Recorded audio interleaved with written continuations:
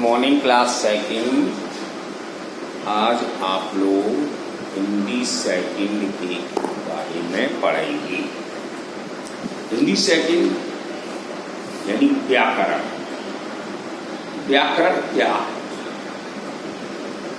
अब तक आप अदर सब्जेक्ट पढ़ते थे, जैसे इंग्लिश सेकंड भी पढ़ रहे थे, इंग्लिश फर्स्ट भी पढ़ रहे थे, ऐसे ही यहाँ पर हिंदी सेकंड का भी है। हिंदी फर्स्ट पढ़ा और हिंदी सेकंड व्याकरण, तो जिसमें हम आज आपको दोनों लेसन पढ़ा देंगे, फर्स्ट एंड सेकंड।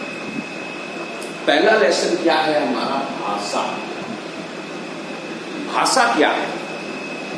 जैसे हम आपस में बातचीत कर रहे हैं, ये भी भाषा है कि नहीं? तो भाषा क्या है वो हम अपनी बात कर रहे हैं। अपने मन के भावों तथा विचारों का, अपने मन के भावों तथा विचारों का आदान प्रदान, यानी हम आपको कह रहे हैं, आप हमसे कह रहे हैं, कि आदान प्रदान हो गया। आदान प्रदान कैसे? बोलकर, बोल रहे हम, सुनकर, अब आप सुन रहे हैं, लिखकर, लिख के देंगे हम, और पढ़कर, ये सब हमारी क्या है? भाषा कहलाती है। तो मीन्स क्या हुआ? हम अपने मन के भावों तथा विचारों का आदान प्रदान बोलकर, सुनकर, लिखकर, पढ़कर करेंगे, भाषा कहलाती है। अब आ जाओ, भाषा के कितने रूप होते हैं? भाषा के अपनी किताब में 2 रूप होते हैं, लेकिन एक तीसरा रूप छुपा रहता है। वो क्या है वो भी हम बताएंगे। वैसे भाषा के 2 रूप, मौखिक भाषा और लिखित भाषा। मौखिक मुंह से बोलकर, लिखित लिखकर, लेकिन तीसरी भाषा का नाम है सांकेतिक भाषा, इशारों वाली भाषा। इशारों से समझा दें, जैसे ऐसे कर दें तो चुप हो जाओ, है ना, आ जाओ, ये क्या है? इशारे की भाषा। ये भाषा कहाँ यूज होती है? आप देखते हैं चौराहे पर जब पुलिस खड़ा होता है, पुलिस वाला, और ट्रैफिक चलता है, तो वो क्या कर देता है? ऐसे हाथ दे देता है, रुक जाइए, और दूसरे हाथ से कह देता है, इधर से चल जाइए, आगे रुक जाइए, इधर से चले जाइए। बोलता तो है नहीं, लेकिन इशारे हाथ से देता है। ऐसे ही जब ट्रेन चलती है, रेलगाड़ी चलती है, तो जो रेल का हमारा गार्ड होता है, वो हरी झंडी दिखाता है, वो कितना पीछे होता है इंजन से, और इंजन जब सीटी देता है तो गार्ड अपनी झंडी दिखाने लगता है, तो वो क्या हुआ? उसका इशारा। तो ये सांकेतिक भाषा हुई।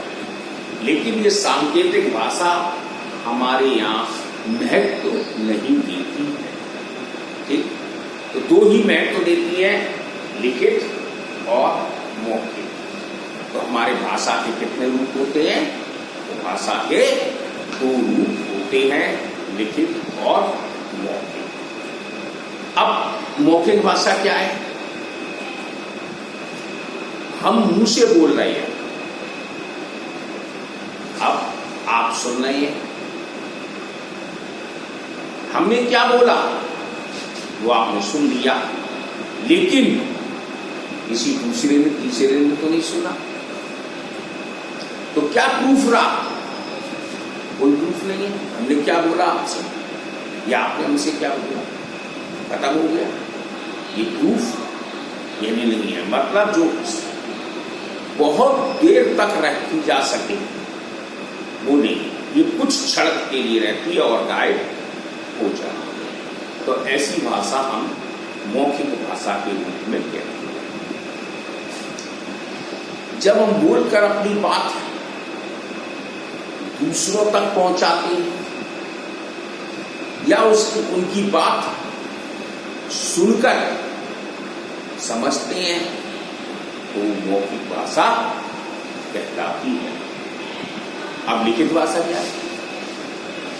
लिखित भाषा लिखकर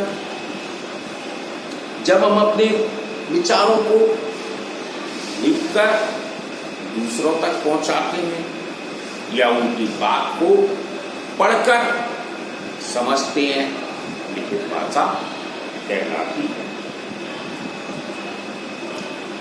ये था भाषा। अब हमारे देश में एक हिंदी दिवस मनाया जाता है। वो आप भी मनाते, आपके स्कूल में भी होता था। 14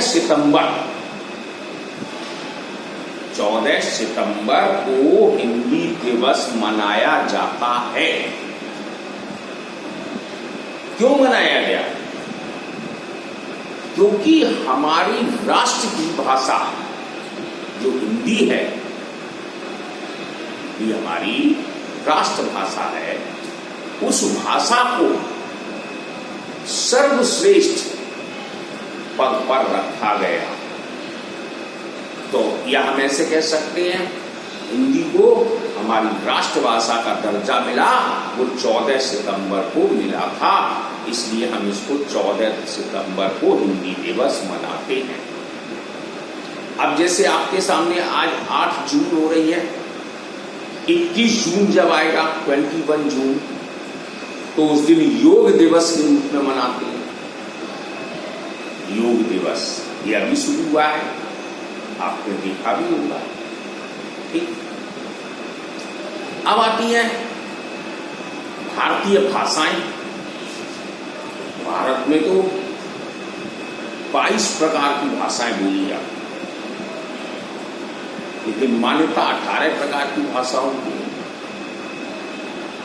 जिसमें से कुछ भाषाएं हम बता दे रहे हैं। हिंदी है, अपने प्रांत में बोली जाती है, अपने प्रांत में नहीं और दूसरे प्रांत में भी बोली जाती है हिंदी, ऐसी बात नहीं। मराठी हमारे महाराष्ट्र में बोली जाती है। राजस्थानी राजस्थान में बोली जाती है। गुजराती गुजरात में बोली जाती है। पंजाबी पंजाब में बोली जाती है। तो ऐसी कुछ भाषाएं जो अपने अपने प्रांत में बोली जाती है और समझी जाती है। ये आपके फर्स्ट चैप्टर में था। सेकंड चैप्टर है वर्ण। वर्ण किसे कहते हैं? इसके लिए हम आपसे फिर से कह रहे हैं, आपको कॉलम याद होगी। याद नहीं तो उसको याद रखो, समझ लो, जिससे आप कर सकते हैं। तो वर्ण क्या है? वर्ण हमारी भाषा की वह छोटी से छोटी इकाई है या छोटी से छोटी ध्वनि है, जिसके हम टुकड़े नहीं कर सकते, तोड़ नहीं सकते। ये वर्ण कहलाती है। वर्ण भी तुम्हारी किताब में 2 प्रकार के होते हैं। जैसे वर्ण 3 प्रकार के होते हैं हमारे, स्वर, व्यंजन, अयोगवा। लेकिन तुम्हारी में स्वर और व्यंजन है। 11 स्वर है। अ, आ, इ, ई, उ, री, सी, ए, आई, ओ, औ। अंगहा नहीं होता है। अंगा हमारा अयुरुबा में चला जाता है, इसमें चल बिंदु विसर्ग लगी होती है। तो 11 स्वर, 33 व्यंजन, 33 व्यंजन। 33 व्यंजन कौन कौन से हैं? क, ख, ग, घ, इया, च, छ, ज, झ, उआ, ट, ठ, ड, ढ, अण, क, ख, ग, घ, न, प, फ, ब, भ, म, या, रा, ला, वा, श, हा, हा तक गिने जाते हैं। ये हमारी 33 है। वैसे अंतिम वर्ण ड और ढा है। क्षत्रज्ञ जो रहेंगे, अच्छा, क्षत्रिय, तात, रसू, ज्ञानी, ये इसके अंतर्गत में नहीं आते। ये संयुक्त व्यंजन कहलाते हैं। ये दो शब्दों से मिलकर बनते हैं, इसलिए इनको हमें व्यंजनों के रूप में नहीं उपाधि दी है। ठीक है। अब स्वर किसे कहते हैं? स्वर जब हम बोलेंगे तो बिना किसी वर्ण की सहायता, बिना किसी वर्ण की सहायता से बोले जाने वाले शब्द स्वर कहलाते हैं। जैसे अ, आ, बड़ा कहते हैं, बड़ा, इसमें कोई भी दूसरा शब्द नहीं आता। ठीक है, ये स्वर कहलाते हैं और हिंदी भाषा में ये 11 थे। अब आ जाओ व्यंजन। व्यंजन क्या है? व्यंजनों को बोलने के लिए हमें स्वरों की सहायता लेनी पड़ती है। अब जैसे का, अब का हमने बोला का कबूतर, लेकिन आवाज निकल गई आ की भी। आप बोलिए क आ रहा है। या किसी की मात्रा हो तो मात्रा, जैसे की, किसान लिखना है तो किसान में छोटी की मात्रा आ गई तो की आवाज आ गई। तो मीन्स क्या है? व्यंजन को लिखने के लिए हमें स्वरों की सहायता पड़ती है, जिसे हम व्यंजन कहते हैं। ये 33 होते। ये आपके सेकंड लेसन में। अब वर्णमाला किसे कहते हैं? प्रत्येक भाषा के अनेक वर्ण होते हैं। जैसे अंग्रेजी में अल्फाबेट पढ़ते थे तो वो तो याद होगी, ABCDEFG, लेकिन छोटा बड़ा नहीं याद है, उसको भी याद करो। अरे आप ही को नहीं याद है, मैं समझता हूं यहाँ के DM SDM जो है उनको भी नहीं याद। मतलब हम उसका रिवाइज नहीं करते हैं, हम उसको समझते नहीं हैं। इसलिए बच्चों की हिंदी भाषा या हिंदी सब्जेक्ट बहुत कमजोर होता है, उस पर ध्यान नहीं। वैसे बहुत इंटरेस्टिंग भाषा है, इसका वर्ण में भी हमारा नाम है संसार में।